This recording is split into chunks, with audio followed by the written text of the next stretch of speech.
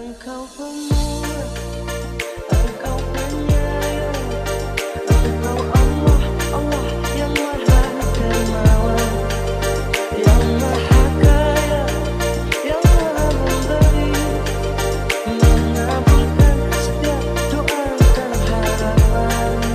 Sekali lagi hilang semua salah dosaku, mohon ampun. Air mata aku doa hari-hariku gabungkan. Maulana, Maulana ya Sami'u ana birahmatika ya Rabbi la taqabbal.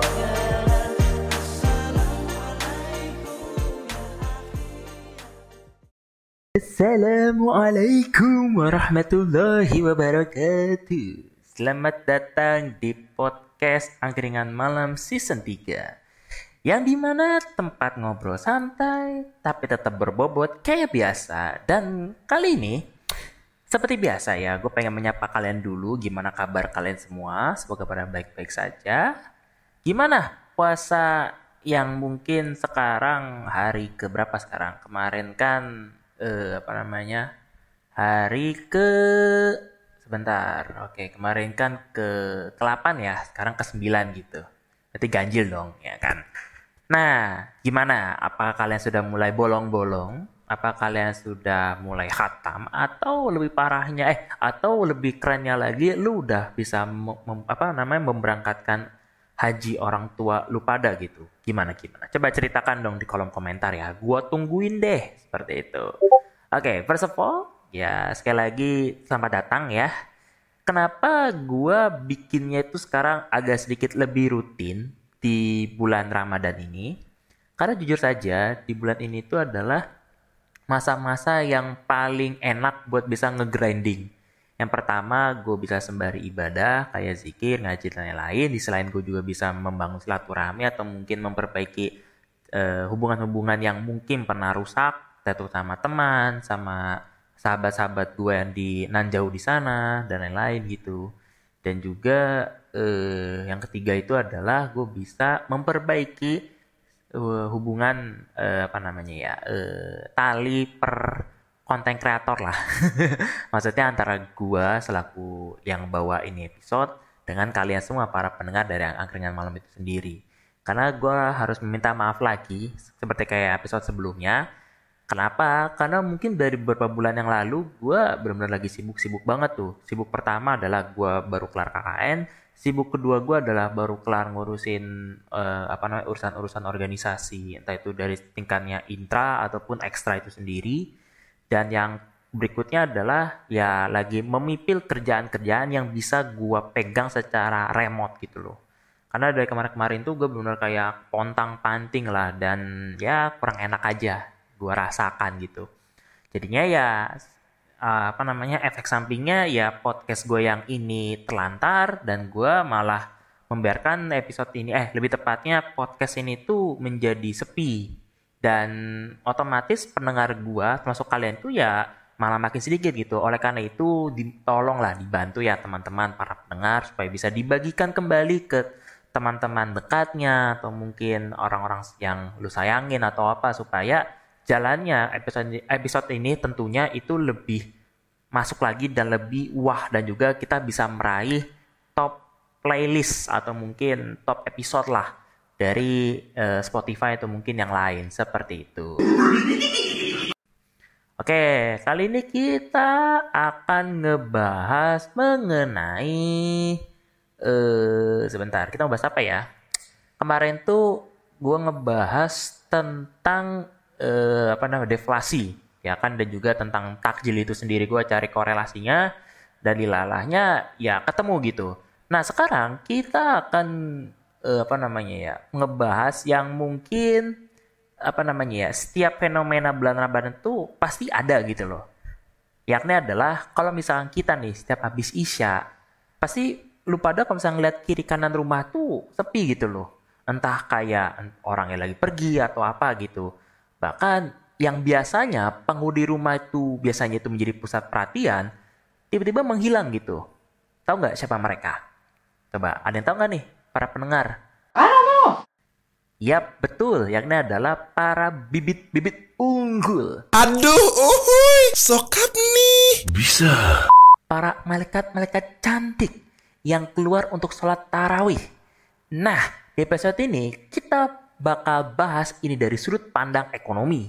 Dan juga ada yang namanya kalau dalam dari pandangan ekonomi itu namanya adalah the scarcity theory atau aliasnya adalah teori kelangkaan. Yang katanya sesuatu yang langka itu jadi lebih berharga. Jadi gimana nih hubungan antara kepergian para rare beauties atau para bibit-bibit unggul ini dengan konsep ekonomi.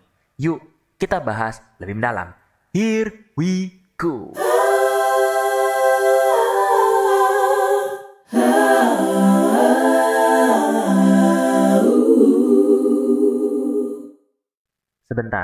Sebentar. Kayaknya ada satu hal yang beda nih. Oh iya, gue lupa nih. Kalau misalnya kita berpikir ya kan, atau kita memahami secara makna betul tentang tarawih, kita tahu bersama bahwa ya tarawih itu merupakan sebuah ibadah yang kategori adalah sunnah dan gak wajib. Tetapi kenapa antusiasmenya itu bisa seheboh setiap tahun gitu loh? Kadang jumlah jamaah tarawih itu kalau di awal-awal tuh banyak banget, sampai gue pernah lihat salah satu masjid di daerah kota gue di Tangerang, bahkan gue pernah main ke Jakarta juga, atau mungkin daerah-daerah Bekasi gitu ya. Itu setelah gue lihat beberapa, ya udah ada 10 tahunan lah. Dulu 10 tahun waktu gue masih ya SMP lah, atau SMA atau SMA gitu. Ya kan? Nah itu pada saat gue lihat ada tuh beberapa masjid itu yang membludak banget jamaahnya. Bahkan ada yang sampai keluar-keluar, bahkan sampai ada yang ke parkiran, sampai harus disiapkan kayak karpet buat sholat jamaah itu. Bahkan sampai di-effortin lah. Tapi kalau sampai akhir-akhir itu malah berkurang gitu loh. Bahkan yang lebih lucu lagi adalah ini penyakit yang sering terjadi di Indonesia gitu. Yakni adalah setiap H-1 minggu sebelum lebaran itu pasti jamaahnya itu makin berkurang. Dikarenakan apa? Kebanyakan para jamaah itu lebih fokus kepada balik kampung gitu. Bukan berarti nggak boleh balik kampung, bukan begitu. Tapi lebih enaknya adalah ya balik kampungnya jalan, ibadah pun juga jalan gitu loh. Jangan sampai keduanya ini tuh hanya berat sebelah loh. Kalau bisa tuh sama-sama simbang lah.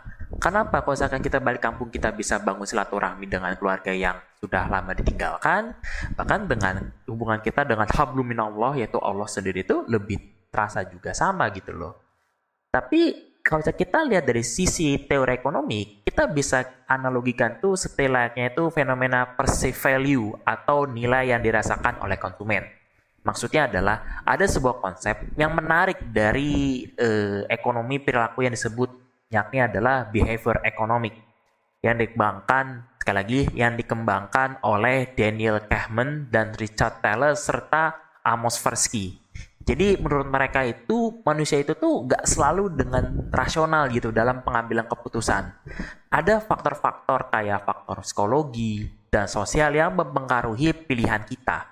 Jadi, kalau misalnya dalam kasusnya adalah tarawih itu sendiri, meskipun itu sunnah, karena ada unsur namanya kelangkaan dalam Ramadan dan efek sosial dari lingkungan sekitar, jadi orang-orang tuh termotivasi untuk ikut, itu pun di awal-awal gitu. Tapi lambat laun itu menghilang, karena mungkin kayak sudah terbiasa atau apa, seperti itu. Atau mungkin gini deh, gue kasih gambaran fenomena sederhana aja. Kalian tahu tentang fenomena tiket konser artis besar, sebut saja kayak Coldplay, BTS, atau mungkin yang lain-lain tuh, yang ibarat kata kita tuh pengen banget nonton dia loh, pengen banget kayak mau lihat secara face to face atau apa gitu, dan pasti butuh effort kan, ya kan, buat nonton itu. Dan ternyata itu tuh kalau misalnya kita lihat secara kuota dari tiket itu, pastinya itu kayak ya sedikit lah, otomatis kan berbau dengan kelangkaan gitu. Makanya itu ya ibarat kata kita rela-rela bergadang buat war tiket, bahkan sampai kita beli harga mahal dari orang yang sudah membelinya gitu, atau mungkin kayak bahasanya itu open just tip lah atau apa sejenisnya gitu. Nah ini yang sama halnya kayak tarawih gitu loh, ya kan. Mungkin orang yang udah biasa ibadah ya itu standar gitu. Tapi bagi Ramadan ini itu tuh ya sekali lagi ya itu merupakan sebuah tempat buat kita, ajang buat melatih diri. Bahkan kalau bahasa gue ya yakni adalah kalau misalkan kita gaspol sekalian. Karena apa? Karena dengan kita belajar beribadah, tentunya kita tuh jadi terbiasa pada saat sudah selesai bulan-bulan Ramadan ini. Kalau menurut gue lupa kutipan ceramah yang panjangnya itu pas minggu lalu lah. Ya, maksudnya pas minggu awal banget lah pada saat puasa gitu. Gue tuh dengerin suatu ceramah mengatakan bahwa ibadah di bulan Ramadan tuh sama halnya kita tuh lagi sedang menggrinding diri kita supaya terbiasa gitu loh. Jadi pada saat sudah selesai dari bulan Ramadan ya kita sudah mampu gitu.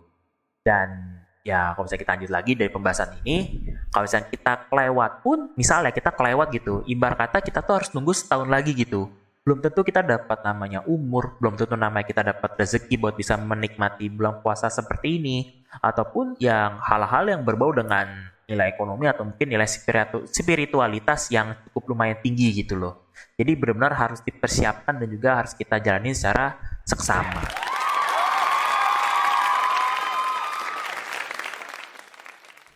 Tapi kenapa ya sesuatu yang langka itu justru jadi lebih berharga? Apa yang bikin kelangkaan itu bikin jadi lebih tertarik gitu? Kalau misalkan kita menggunakan teori yang dikemukakan oleh Robert Cialdini di dalam bukunya, yakni adalah The Influence of the Psychology, the Perception, dia itu mengangkat sebuah teori tentang the scarcity principle atau prinsip dari kelangkaan itu. Dia itu mengatakan dalam bukunya, yakni adalah manusia ini tuh cenderung memberikan nilai lebih tinggi. Maksudnya nilai lebih tinggi itu dia itu ibarat kata terlalu berangan-angannya itu cukup luar biasa lah. Padahal secara kemampuan itu ya bisa, cuman membutuhkan waktu sangat lama gitu. Bahkan jika tidak terjadi suatu, otomatis jatuhnya kepada kelangkaan itu sendiri. Dan mungkin teman-teman di sini juga pernah mendengar dengan kata FOMO. FOMO, bagi yang nggak tahu, itu adalah kependekan dari fear of missing out. Maksudnya tuh orang-orang yang ketakutan dalam hal ibarat kata kayak orang lain tuh misalkan beli mio karbu, ya lu ketakutan tuh kayak teman-teman gue udah pada beli mio nih, gue harus beli mio gitu. Nah gitu, itu analogi yang cukup sederhana gitu tentang FOMO itu sendiri gitu. Nah, mengenai FOMO ini tuh bukan masalah bahasa gaul atau apa, tapi ini tuh istilah yang dimana itu secara ilmiah itu banyak sekali yang membahas gitu. Bahkan, kalau misalnya kita merujuk dari penelitian di bidang psikologi dan ekonomi tentang perilaku orang, ya kan, di situ mengatakan bahwa banyak orang-orang di sana tuh merasa lebih tertarik pada sesuatu ketika mereka sadar bahwa kesempatan ini tuh nggak pernah datang 2 kali gitu. Maksudnya gini, tak kasih analogi lagi deh, biar lebih gampang. Lu beli kipas gitu, dengan harga 70.000 di toko gitu. Dan terlebih lagi, diskon yang 70.000 ini hanya ada di hari itu juga. Dan barangnya cuma sisa 2 atau 3 unit lah. Nah, teman-teman lu nih pada beli gitu loh. Ya kan? Nah, pada saat teman-teman lu pada beli, karena lu itu ketakutan dan bahasanya tuh kayak dibilang lu butuh pun juga belum butuh banget gitu loh. Tapi karena elunya ketakutan, takutnya ketinggalan tren atau ketinggalan apa, alhasil ya lu ini membeli itu. Padahal di dalam rumah lu penggunaan kipas tuh minim banget karena orang tua lu tuh takut terhadap angin kipas itu. Jadinya apa? Ya dibilang terkena FOMO. Ya dibilang mubazir juga iya gitu. Jadi itu contoh penerapan dari FOMO itu sendiri gitu. Nah, tapi kalau misalnya kita tarik dari segi analogi adalah sholat raweh, yakni adalah yang pertama adalah mungkin dulu tuh biasa aja, sekarang dicariin. Maksudnya apa? Jadi mungkin yang biasanya kayak di rumah tuh cuma rebahan, main HP, tapi pada saat pas Ramadan tuh tiba-tiba kayak mendadak rajin ke masjid, tiba-tiba jadi langka gitu dan jadi lebih berharga banget gitu. Karena mereka yang biasanya itu ditemuinya keadaannya lagi malas-malesan, main HP, sibuk kerja, itu tuh sulit banget ditemukan waktu biasa kayak non Ramadan atau bulan puasa inilah. Tapi pada saat sudah masuk dalam bulan puasa, bedeh, gile lundro, al ustad gitu. Luar biasa sekali itu. Masya Allah, tabarakallah, masya Allah, masya Allah. Jadi memang sangat luar biasa gitu. Dan terlebih lagi fenomena ini kayak barang-barang yang awalnya biasa aja, tapi pada saat begitu jadi wah langka, semua orang tuh bener-bener mendadak pengen gitu. Contohnya pada saat, inget gak sih waktu awal-awal banget tuh pandemik COVID-19, kayak masker, sanitizer, itu tuh bener-bener kayak wah gila-gilaan lah, orang butuh, orang ini, orang itu, wah banyak banget lah. Dan sampai suatu ketika harganya itu yang biasanya itu cuma 20.000 misal gitu ya, itu mendadak menjadi kayak harganya 200.000, 400.000, 500.000. Malahan temen gua yang dulunya dia tuh orang biasa aja, pada saat dia menjadi seorang reseller kayak barang-barang yang tadi gue sebutkan tadi tentang kayak sarung tangan, sanitizer, alkohol, lain-lain tuh, wah dia untung sampai berjuta-jutaan itu. Dan gue sih mikir kayak gile juga Lundro gitu, bisnis kesehatan ternyata wah sangat meyakinkan gitu. Itu dulu. Sekarang mah enggak, santai aja. Sekarang mah sudah dijaga oleh peraturan. Kalau kagak mah nanti ketangkep. Aprit. FBI open up! Begitu juga dengan bibit unggul, si malaikat penghuni surga. Lebih tepatnya penghuni rumah yang biasanya itu standby, ya kan, di teras, atau mungkin biasanya main kucing, atau mungkin jajannya seblak, atau mungkin jajannya somai, batagor, cimol gitu ya kan. Tiba-tiba pada saat terawih itu, blast fucking blast gitu, langsung menghilang dari peredaran gitu. Efeknya apa? Yang pertama, para tetangga atau orang-orang sekitarnya itu yang biasanya cuek, mendadak menjadi sadar bahwa, oh, ini orang kok hilang ya, kemana nih? Yang kedua adalah mungkin masjid tambah rame. Yang ketiga adalah mungkin konten-konten ya lili, ya kan, yang biasa ya lili, itu tambah rame juga.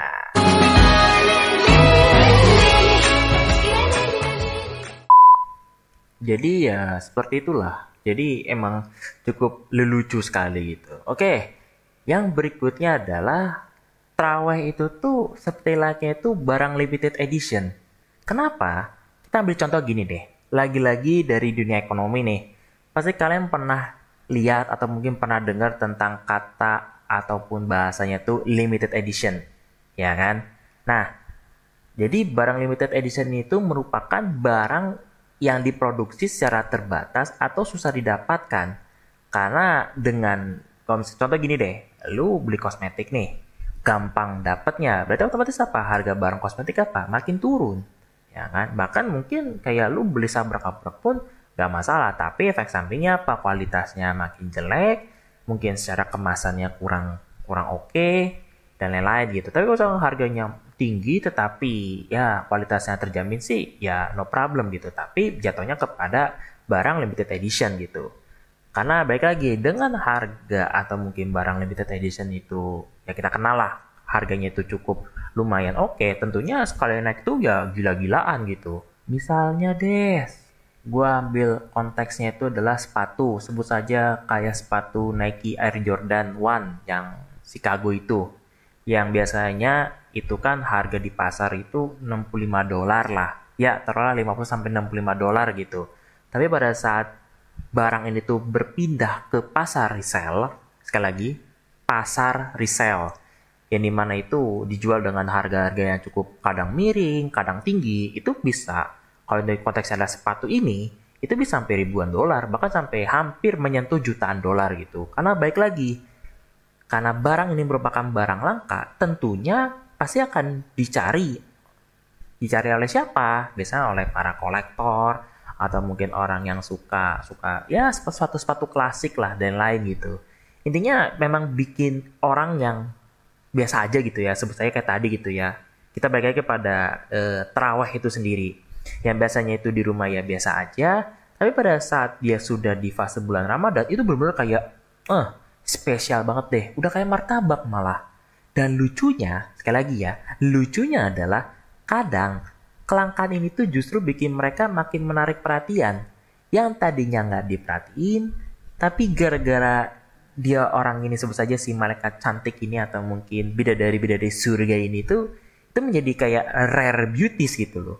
Jadi malah makin banyak yang nyariin gitu loh. Sebut saja kayak kemarin deh. Gua kemarin sholat taraweh sama temen gua gitu kan.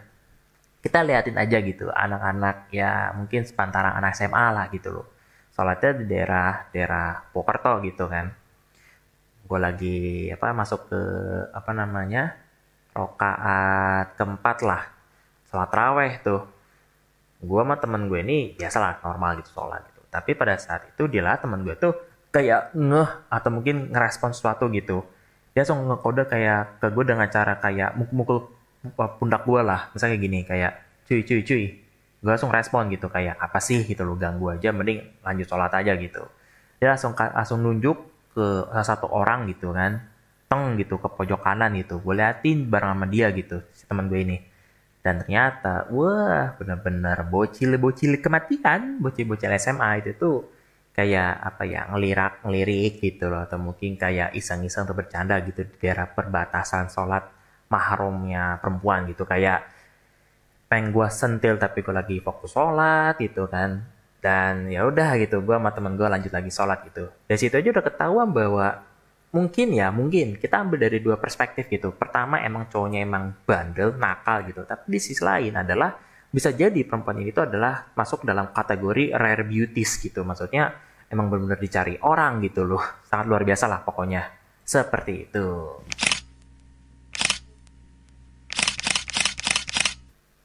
Yang ketiga adalah psikologi of scarcity. Maksudnya adalah semakin dilarang ya semakin diinginkan. Jadi gak cuman barang dong loh teman-teman, tapi kelangkaan juga berlaku dalam perilaku manusia gitu. Ada satu teori yang menarik dari psikologi yang disebut dengan reaction theory. Ini digagas oleh Bapak Jack Braham. Gue lupa nih orang mana, cuman gue nemu di salah satu jurnal. Jadi dia tuh menjelaskan bahwa ketika sesuatu menjadi terbatas atau sulit diakses, manusia itu justru menginginkan, sangat benar-benar menginginkannya gitu.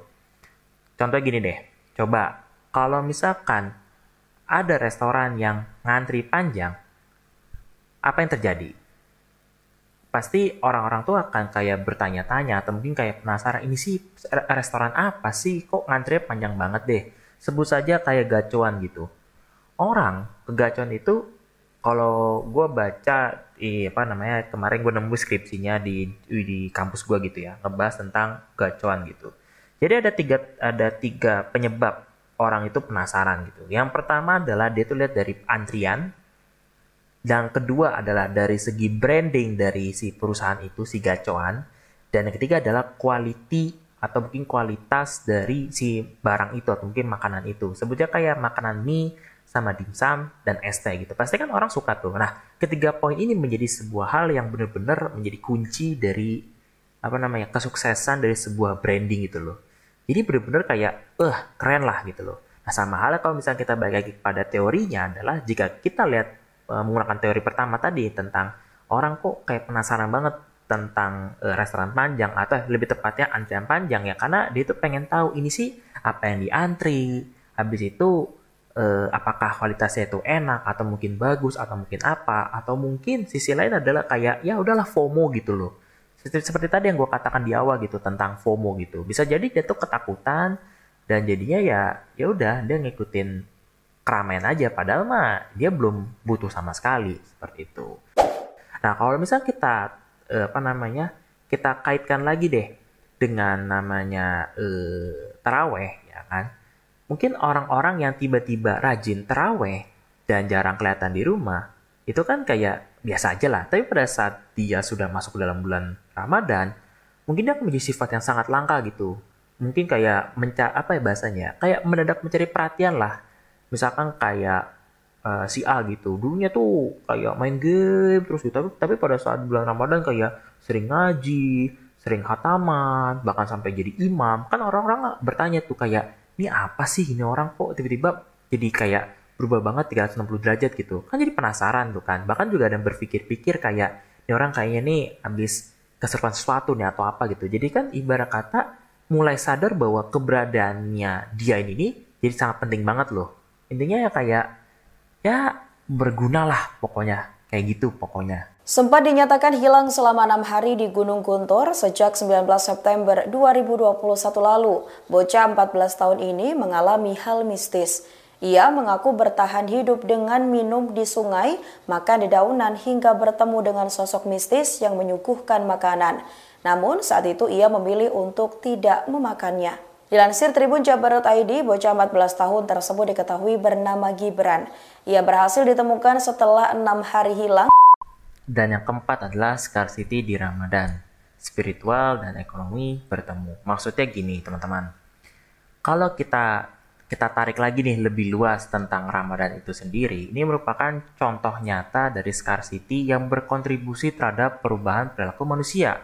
Yang pertama, yang tadi gue bilang gitu, orang-orang jadi ibadah yang makin rajin, karena momentumnya tuh setahun sekali. Yang kedua adalah makanan-makanan khas Ramadan tuh jadi dicari-cari. Bahkan ibarat kata kayak nastar, atau mungkin makanan-makanan keju, atau mungkin kayak kurma-kurma yang benar-benar definisi keluarnya di bulan puasa, itu tuh keluar gitu loh. Dan yang ketiga adalah atmosfer masjid itu jadi lebih ramai. Meskipun hanya di beberapa minggu awal banget, tapi ya setidaknya itu masih ada namanya atmosfer dari masjid itu makin ramai. Bahkan orang-orang pun tidak mau ketinggalan dari momentum itu. Bahkan kalau misalnya kita berpindah kepada dunia bisnis itu sendiri, kita bisa lihat dari segi yang pertama, yakni adalah promo yang hanya berlaku selama Ramadan. Yang kedua adalah mungkin barang-barang yang hanya naiknya itu di kala tertentu doang. Misalkan kayak bulan Ramadan nih, contohnya kayak kurma, baju-baju lebaran, itu kan pada naik tuh. Karena baik lagi itu kan barang-barang yang hype-nya itu pada saat apa? Musiman. Sebut saja kayak sekarang gitu, bulan suci Ramadan itu sendiri. Jadi kita bisa lihat lah fenomena ini tuh tidak hanya sekedar berguna di cara ekonomi doang, tapi secara tingkatnya adalah spiritualitas itu tuh benar-benar berguna banget. Bahkan ini juga sangat berdampak kepada ibadah kita sendiri. Seperti itu. Oke, yang berikutnya adalah tentang gimana ya? Ntar dulu, gue lagi memikirkan suatu kata yang dimana itu dimulai dari kata jadi. Oke, gue udah nemu nih. Jadi, gini teman-teman. Pernah nggak sih kalian tuh ngerasa kayak, wah, semua orang itu ikut tarawih. Kalau misalkan gue nih ya, misalkan gue itu tuh nggak ke masjid, pasti dicapnya apa? Dibilangnya nggak religius lah, nggak mau berjamaah lah, dan lain-lain. Pasti lu pernah berpikir seperti itu nggak? Waktu kecil, atau mungkin waktu lu udah SMP, SMA, atau mungkin pada saat kuliah pun juga sama gitu. Kalau misalkan iya, selamat. Tandanya, kalian itu benar-benar terkena efek sosial dan FOMO. Maksudnya FOMO tuh ya fear of missing out. Jadi FOMO itu tidak hanya sekedar kayak, sekali lagi bukan istilah gaul, tapi ini beneran ada landasan teorinya dalam bentuk psikologi. Jadi menurut penelitian dari Dan Ariely, dia itu merupakan seorang ahli ekonomi perilaku manusia. Jadi dia itu mengatakan bahwa manusia itu tuh cenderung gak mau ketinggalan sesuatu yang dianggap penting atau yang dilakukan oleh banyak orang. Kenapa? Karena kita ini merupakan makhluk sosial. Kita tuh pengen merasa menjadi bagian dari sesuatu hal yang lebih besar ataupun lebih hebat ataupun yang lain-lain. Terutama kalau itu tuh berkaitan dengan namanya identitas lah, atau mungkin diri kita sendiri dalam masyarakat gitu. Nah, FOMO ini tuh mirip banget dengan fenomena flash sale-nya Shopee gitu, atau mungkin Harbolnas-nya 11.11, atau mungkin bahasa kasarnya itu diskonnya TikTok lah gitu loh. Yang dimana kadang kita tuh benar-benar gak butuh barangnya, tapi dikala itu barangnya benar-benar lagi harga miring ataupun apa, lu tuh benar-benar kayak mengejar itu semua gitu loh. Terlebih lagi kalau misalnya tuh stoknya tuh terbatas, wah bener-bener lu kejar sampai lu kayak gue tuh harus beli banget lah. Bahkan gue tuh pernah nih, ibarat kata gue lah bareng sama sebut saja lah doi gue gitu. berdua doang gitu. Disuruh kayak, Mas, coba kamu persiapan deh kayak top up atau apa gitu. Yang dimana bisa membantu nanti kayak mau beli iPhone atau beli motor atau apa. Karena emang waktu di Shopee kan emang lagi sesinya kayak flash sale kayak begitulah, yang misalkan lu beli iPhone dengan harga Rp1 gitu. Itu tuh beneran terjadi gitu. Cuman gue tuh tahu banget dengan lu mengincar itu ibarat kata kayak 1 banding 1 miliar gitu loh. Jadi nggak mungkin lah lu bisa dapat itu. Karena sehebat-hebatnya orang hebat pun minimal HP-nya tuh bener-bener kayak sejenis loh iPhone. Karena iPhone tuh gue akuin ya, tidak hanya sekedar kayak sensoriknya, tidak hanya sekedar ini itu, tapi dari kayak sinyal atau mungkin kayak chipsetnya itu benar-benar membantu di kala lagi begini loh. Tapi karena ini agak kejauhan banget nih ngebahas tentang iPhone, gue balikin lagi nih dengan keadaannya sekarang ya. Jadi benar-benar kayak kalau misalnya kita lihat tadi tentang kayak Shopee, Harbolnas, dan lain, itu benar-benar kayak mungkin di sisi lain ya lu butuh, tapi di sisi lain juga lu tuh sebenarnya nggak butuh banget. Padahal kalau misalnya kita pikir-pikir secara seksama gitu ya, misalnya lu beli sendal, atau mungkin kayak sendalnya itu yang modelnya itu model Crocs lah, yang buat rumah gitu. Tapi pada saat lu cek secara pribadi lu pikir gitu, kok ternyata nggak mendesak banget nih. Tapi tetap aja karena lu tuh ketakutan terhadap momentum, atau mungkin lu tuh ketakutan takutnya barang ini habis dibeli orang, ya lu beli gitu loh. Nah sama halnya kayak traweh gitu juga gitu. Jadi awalnya itu mungkin ada yang niatnya cuma kayak lihat-lihat doang, atau mungkin kayak ya udahlah gue mau ikutin vibes-nya lah, atau mungkin mau buat update status di Instagram, TikTok, WA gitu. Tapi pada saat dia ikutin 100 menerus, lambat laun ya dia tuh malah makin ketagihan. Malah ibarat kata dia tuh dikala dibilangnya orang lain itu pada ketakutan kalau misalkan dia tidak sholat, tapi dia sendiri tuh ya udah secara niat lillahi ta'ala berangkat saf 1, 2, minggu berikutnya 1, 2. Jadi secara berturut-turut tuh sholat gitu loh. Jadi emang sangat di sisi lain FOMO itu membawa itu dampak baik, tapi di sisi lain juga membawa dampak negatif. Ya balance lah seperti itu teman-teman. Jadi kalau kita rangkumin nih dari tadi banget, dari segmen 1 sampai segmen terakhir ini, ada 3 konsep ekonomi utama yang bisa kita tarik dari fenomena ini tentang traweh atau sholat traweh. Yang pertama tentang kelangkaan dan juga meningkatkan nilai-nilai. Maksudnya adalah dengan kedatangan bulan Ramadan ini, itu tuh benar-benar semua keadaan tuh menjadi langka. Misalkan kayak ibadahnya itu jadi makin berharga, harga-harga barang menjadi lebih berharga, bahkan sifat kita sendiri sebagai manusia itu juga berharga di mata Allah Subhanahu wa Ta'ala. Yang kedua adalah scarcity memicu permintaan. Maksudnya apa? Jadi dengan orang yang biasanya itu malas ke masjid, atau mungkin pas kayak ya hari biasa itu mungkin malas-malasan beribadah, tapi pada saat bulan Ramadan tuh jadi lebih semangat, jadi lebih terlatih, bahkan semua hal-hal yang berbau yang biasanya itu negatif menjadi positif. Dan yang ketiga adalah FOMO ini tuh yang biasanya membawa dampak negatif, misalkan kayak harus beli ini, beli itu, beli ini, beli itu. Tapi pada saat dikombinasikan dengan partisipasi layaknya kayak sholat taraweh atau mungkin beribadah yang sangat dianjurkan dalam bulan puasa, itu tuh benar-benar kayak even nilai sosial manusia itu menjadi bikin kayak bertambah gitu loh. Bahkan gak mau ketinggalan hal-hal yang berbau dengan positif, pahala, dan lain-lain gitu. Tapi di balik semua teori ekonomi tadi ada satu hal yang lebih dalam, yakni adalah ada hikmah spiritual yang gak boleh kita lewatkan.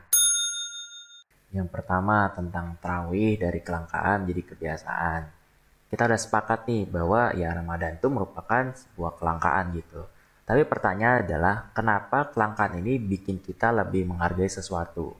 Jadi ada suatu konsep yang dalam psikologi namanya itu the hedonic adaptation, yang dimana konsep ini tuh menjelaskan bahwa manusia ini tuh cenderung cepat beradaptasi dengan kenikmatan. Contohnya tadi yang pertama kayak lu nih naik motor sendiri, mungkin rasanya kayak wih keren banget nih, tapi setelah berbulan-bulan, gak usah berbulan-bulan, berminggu-minggu aja deh, pasti udah kayak biasa aja. Mungkin yang dulu kayak lu beli HP iPhone nih, yang mungkin iPhone 14 gitu. Mungkin pada saat di waktu itu kayak lu sayang-sayang, lu pegang-pegang, atau mungkin lu lu maksimalkan potensinya. Tapi pada saat sudah sekarang, bisa jadi kayak ya lu lupa ngecharge lah, ya lu paksa buat ngedorin ngegame, atau mungkin lu banyakin aplikasi-aplikasi yang bener-bener kayak membuat HP lu tambah lemot. Jadi ya itu semua tuh balik lagi kepada ya suatu hal yang kita dia kayak udah terlalu overuse menjadi kayak ya udah biasa aja gitu. Ya karena apa? Karena balik lagi sesuatu yang sering kita alami cenderung kehilangan nilai emosionalnya. Nah, Ramadan itu ternyata kebalikannya. Karena cuma ada sekali dalam setahun, kita nggak sempat dong namanya beradaptasi penuh dengannya. Jadi, ya sesuatu itu yang dalam Ramadan itu ya terasa spesial banget lah. Kayak gitu. Tapi masalahnya, kita sering hanya menghargai jika sesuatu itu saat langka doang gitu. Begitupun juga Ramadan gitu. Kalau misalkan sudah selesai, ya udah selesai gitu loh. Bahkan semangatnya pun juga ikut hilang. Padahal kalau kita bisa bawa kebiasaan baik itu ke dalam bulan-bulan lainnya, niscayalah itu tuh akan menjadi sebuah kemenangan yang cukup berharga gitu. Analoginya adalah kayak gini deh. Kalau kalian dapat sneakers limited edition atau mungkin lo dapat Nike Air Jordan yang sangat langka, apakah cuma dipakai pas launching doang atau dijaga dan dirawat biar bisa dipakai terus-menerus? Sama halnya kayak ibadah juga gitu. Jangan cuman semangat ibadah itu hanya saat Ramadan doang gitu, tapi rawatlah kebiasaan ini menjadi yang bisa berkepanjangan lah. Minimal banget secara kegiatan yang kecil dulu. Misalkan kayak lu salam kalau lagi masuk ke rumah, atau mungkin lu sapa pada orang lain, itu kan paling kecil banget. Paling sedangnya apa ya, lu mungkin menjaga sholat duha ataupun ngaji ataupun zikir. Nah yang ketiga adalah ya lu bisa sholat yang tingkat yang expert adalah ya lu tadi gue bilang tentang mau sholat tahajud, atau mungkin lu mau sholat taubat ataupun yang sejenisnya lah. Pokoknya bener-bener pure buat meraih kemenangan yang sesungguhnya kayak gitu. Dan yang poin kedua adalah kelangkaan mengajarkan kita untuk lebih bersyukur. Karena apa? Dengan ada namanya pelajaran terpenting ini tentang kelangkaan, kita tuh benar-benar menghargai sesuatu sampai kayak hilang pun kita pun tetap mencarinya loh. Ini tuh juga berlaku dari segi ekonomi ataupun ibadah sekalipun gitu loh. Nah, kelangkaan ini juga bisa lebih bersyukur kalau misalkan kita kaitkan dengan tadi tentang bulan Ramadan itu sendiri. Seperti itu teman-teman. Contohnya deh, tadi kayak Ramadan tuh bisa melatih kita lebih baik, ya kan? Atau mungkin apa atau apa. Karena balik lagi, Allah itu memberikan kita 30 hari untuk bisa merasakan betapa harganya sebuah waktu, makanan, kebersamaan, kesempatan ibadah, dan lain-lain gitu. Tapi yang paling penting adalah apakah kita bisa membawa rasa syukur ini ke bulan-bulan lainnya? Ibarat kata ya jangan sampai cuma rajinnya berinvestasi di kala ibadahnya di bulan Ramadan. Jangan sampai kayak gitu. Nanti portofolio amalnya ya hanya ya sebentar lah. Tapi kalau misalkan lu bisa bertahan sampai berbulan-bulan setelah pasca Ramadan, itulah merupakan portofolio sebuah amal yang sangat amat bertahan lama. Karena investasinya itu bukan hanya sekedar ya kayak sekarang kayak kripto atau mungkin currency atau yang lain, tapi lu tuh benar-benar pure investasi kepada akhirat itu sendiri. Dari FOMO ke istiqomah, bagaimana kita konsisten itu terbentuk? Jadi kita tuh sebenarnya udah bahas berkali-kali tentang FOMO, yang dimana ya fenomenanya itu orang yang ikut-ikutan ataupun yang lain. Bahkan kalau dalam konteksnya adalah tarawih itu sendiri, ya takut ketinggalan kayak jamaah atau apa gitu. Tapi boleh jujur nih, apakah FOMO itu buruk? Jawabannya nggak selalu. Karena apa? Karena kalau misalkan FOMO ini bikin kita menjadi rajin ibadah, ya memanfaatkan. Tapi jangan cuma ikut-ikutan tanpa ada namanya perubahan nyata dalam diri kita gitu. Tapi ada juga kalau misalnya kita di selain itu tidak memanfaatkan, contohnya kayak tadi tentang Harbolnas ataupun Shopee ataupun yang lain, itu bisa membawa dampak negatif, yakni adalah ya lu terlalu konsumtif, ya habis itu lu juga sisi lain ya membuang-buang duit lu. Tapi kalau misalkan beda hal yang kayak misalkan lu buat makan, buat minum, buat benerin motor atau mau beli buku buat investasi ke jangka menengah ke atas atau itu yang lain, itu sebenarnya bisa, tapi balik lagi kepada proporsionalnya lu sendiri seperti itu. Dan juga ini ada salah satu konsep menarik ya dari psikologi, yakni bernama James Clear. Dia itu penulis dari Atomic Habit, ya asik ya, ini gue kutip dari orang-orang hebat nih. Jadi dia tuh pernah bilang di salah satu halamannya gitu, mengatakan bahwa kebiasaan itu tuh terbentuk bukan dari niat yang besar, tapi perubahan yang kecil, tapi dilakukan secara konsisten. Makanya itu tarawih itu bisa jadi momentum kita membangun kebiasaan baik secara bertahap gitu. Misalkan kayak awalnya ikut tarawih, habis itu lama-lama menjadi sadar, setelah itu ya lu bisa mendapatkan hidayah dan macam-macam lainnya lah pokoknya. Jadi ya sangat berdampak baik lah. Seperti itu teman-teman.